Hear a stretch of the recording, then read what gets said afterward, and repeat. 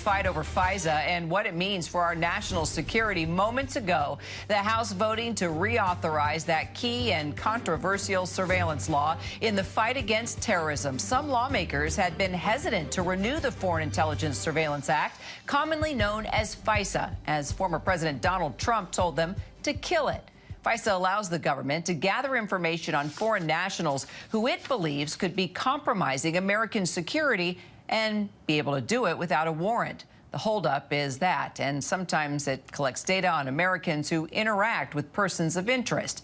Joining me now, contributing political correspondent Rachel Bade, also Justice reporter Alex Mallon, and national security and defense analyst Mick Mulroy. All right, Rachel, let's start with you. 19 Republicans voted to block FISA earlier this week.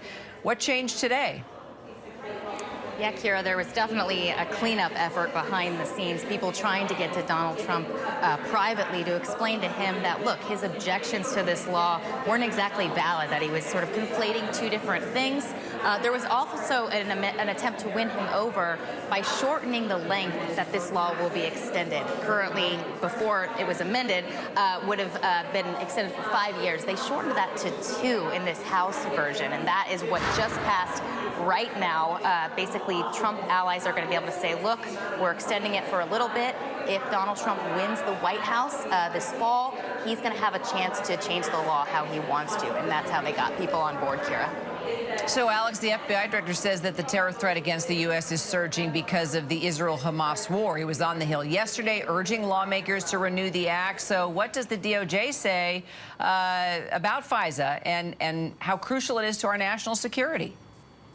Yeah, that's right, Kira. We haven't gotten a reaction in from them yet about this vote and the appearance that they are going to reauthorize this FISA program. But we heard from FBI Director Wray on the Hill yesterday just expressing how crucial this is, not to things just like cyber, combating cyber activity by foreign nationals, things like intel or other investigations, but specifically he singled out what we saw happen in Russia with that attack by ISIS-K operatives at that opera house. He says that something like that, targeting the U.S., something like a concert venue here, that is what raises the FBI's alarm. If this crucial tool for national security were to go away, it would prevent FBI analysts from being able to spot active plots such as that.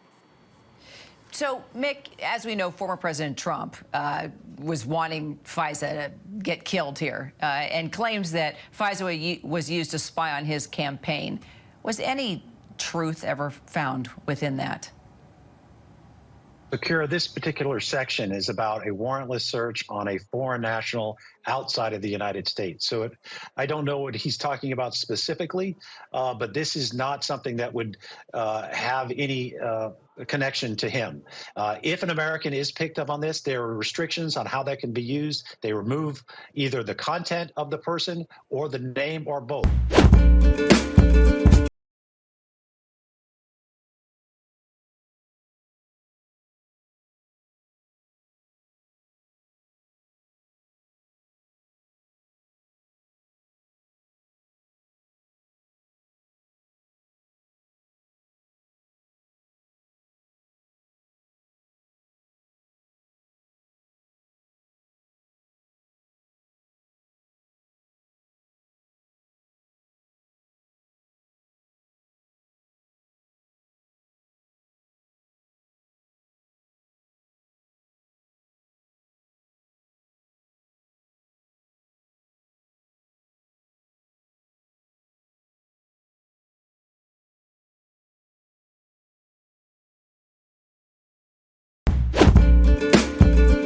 We now really do have Republican governors all over the country repealing child labor laws. And the repeals generally start with Republican legislatures, like, say, the one in Wisconsin, where Republicans recently voted to do away with work permits and parental permission for 14-year-old kids. However, in Wisconsin, after the Republican legislature did that, their bill went not to a Republican governor to get signed. Their bill went to a Democratic governor, Wisconsin Governor Tony Evers. And today, Wisconsin Governor Tony Evers vetoed that bill, saying, quote, asking more kids to work is not a serious plan or solution to address our statewide workforce issues. Or as one House Speaker Mike Johnson and Donald Trump are meeting this afternoon at the former president's Mar-a-Lago estate in Florida. The two GOP leaders are expected to discuss the topic of election integrity. Just 4 years ago, Johnson played a key role in Trump's alleged efforts to overturn the 2020 election. This meeting is also happening just weeks after Republican Congresswoman Marjorie Taylor Greene filed a motion to oust Johnson from the speakership. After meeting with Johnson this week, Greene still refused to drop her threats of forcing a vote to remove him. CBS News campaign reporter Jake Rosen joins us now from Palm Beach, Florida. So, Jake, what are Trump and Speaker Johnson expected to say about election integrity today? Why is this the issue they've chosen to discuss? Well, we're expecting Speaker Johnson to unveil a bill right behind me at Mar-a-Lago that would ban non-citizens from voting in federal elections. Now, that's already the case across the board, but they can vote in some certain municipalities in local elections. So this bill would potentially, basically reinforce. It's a virtue signal for the GOP and its voters to basically say, look at the action we're taking on election integrity going into 2024. Obviously, as you noted, Elaine, this is the first election since Donald Trump ran in 2020. That election fraud and election interference has been brought up almost every day by the former president in some capacity, whether it's the legal cases against him or it's just the fallout from 2020 that Donald Trump continues to baselessly accuse Democrats of interfering in the election. And Jake, we mentioned Marjorie Taylor Greene. Could this appearance persuade the Congresswoman, who is a longtime Trump supporter, to drop her threats against Speaker Johnson? Well, it's certainly one issue that Marjorie Taylor Greene, Donald Trump, and Speaker Johnson are all aligned on, right? This election denialism that is so, pervasive through parts of the House GOP right now and the GOP across the board. And the other two things, though, that Marjorie Taylor Greene is most upset and most vocal about right now with Speaker Johnson is aid to Ukraine, which Speaker Johnson says he will be pursuing at some point in the next few weeks, and also foreign surveillance reauthorization of the FISA bill.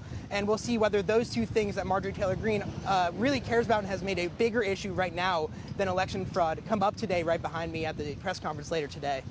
Well, if former President Trump ostensibly saved Speaker Johnson's job, what does that say about the state of Congress right now and how much power the former president maintains despite being out of office? Well, the state of Congress is fraught right now, Elaine. These House GOP members who are not completely beholden to former President Trump maybe did not spread those same lies about the 2020 election or have not endorsed Trump going into the fall. A lot of them have resigned, as we've covered across this network. I think the big thing is Donald Trump's endorsement power is still very strong in all these primaries that have not yet played out and just across the board going into November. And Donald Trump is a kingmaker still in the Republican Party. His name is at the top of the ticket, and he will still have an impact on all these down-ballot races in the Senate and the House. All right, Jake Rosen reporting for us. Jake, thank you. The more time I spent with him, the more I felt that he knew he had done it, because as we got closer to that chapter on the murders, it became harder and harder for him to deal with. It was a real struggle. I mean, he never fell apart and he didn't cry, but he was, he was angry and worked up as we got to that chapter. He kept saying, I hate this chapter. I hate this chapter. Do we have to do this chapter? And I said, that's the only reason we're doing the book. As we got deeper into sort of the marital issues and the abuse, he was just getting angrier and angrier and, saying they turned me into the poster boy for wife abuse. And he basically was murdering her character in the book. Everything that went wrong in the marriage was her fault, and there was this sort of weird sense that he was saying, if I did it, she had it coming, and that was really chilling to me. We have been following a shooting outside a school in Dallas, Texas. A suspect is in custody and police are investigating. Let's bring in CBS News correspondent Tom Hansen, who is at the school. Tom, what more are we learning? Hey there, Elaine. Well, we're at Wilmer Hutchins High School. It's on the south side of Dallas. Dallas ISD, of course, is one of the largest school districts in the country. And I kind of want to set the scene here because there's a heavy police presence. So I'm going to have us pan around. Police have set a perimeter roughly a block or two around the entire school to secure the scene. They are telling us that a call came in around 10:30 this morning reporting of an active shooter and that one person has been taken into custody. custody. We do not know the relation of this person to the actual act of the shooting. Parents are packed around the perimeter as well, anxiously awaiting to hear any kind of news from their kids.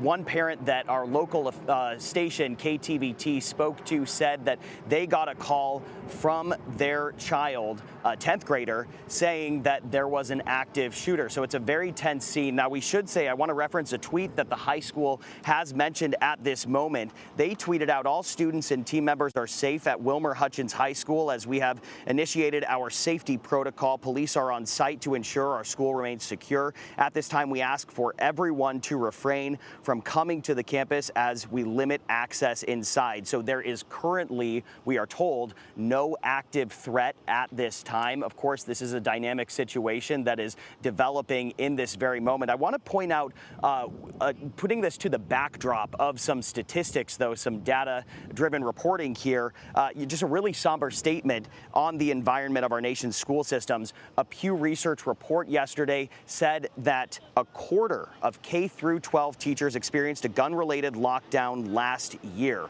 So that is the state of our school system at this moment. Putting a fine point on it is the incident that happened here today, Elaine. All right, Tom Hansen for us. Tom, thank you.